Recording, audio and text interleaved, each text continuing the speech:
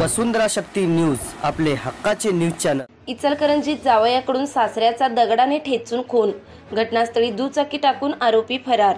कौटुंबिक कलहातून झालेल्या वादात जावयाने सासऱ्याच्या डोक्यात दगड घालून खून केल्याची घटना घडली। जावेद बाबू लाटकर वय 42 राहणार आझाद गली इचलकरंजी हा जागीच मरण पावला। यानंतर जावयासह अन्य हल्लेखोरांनी दुचाकी घटनास्थळीच टाकून पसार झाले। रेकॉर्डवरील गुन्हेगार सिकंदर मोहम्मद अली शेख असे संशयित जावयाचे नाव आहे। दरम्यान घटनेनंतर भागातील संतप्त जमावाने शेख याची दुचाकी वाहनावर दगड घालून तोडफोड केली।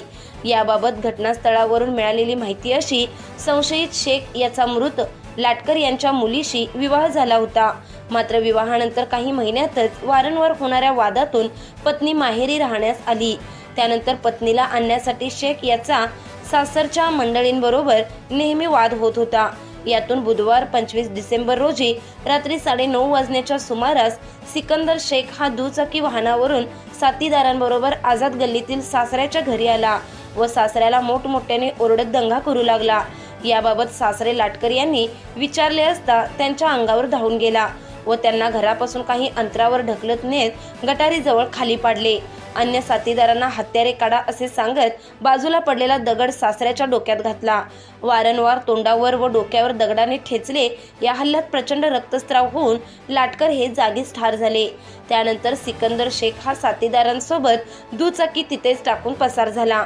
यावेळी भागातील नागरिकांनी रक्तबंबाळ झालेल्या लाटकर यांना तातडीने आयजीएम रुग्णालयात दाखल केले। मात्र उपचारापूर्वीच मृत्यू झाल्याचे वैद्यकीय अधिकाऱ्यांनी सांगितले। यावेळी नातेवाईकांनी रुग्णालयात मोठी गर्दी केली होती, तर घटनास्थळीही नागरिकांनी ही गर्दी केली होती।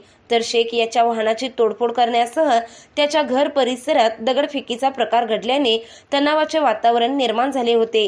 यावेळी शिवाजीनगर पोलिसांनी परिस्थिती नियंत्रणात आणून तपास सुरू केला आहे।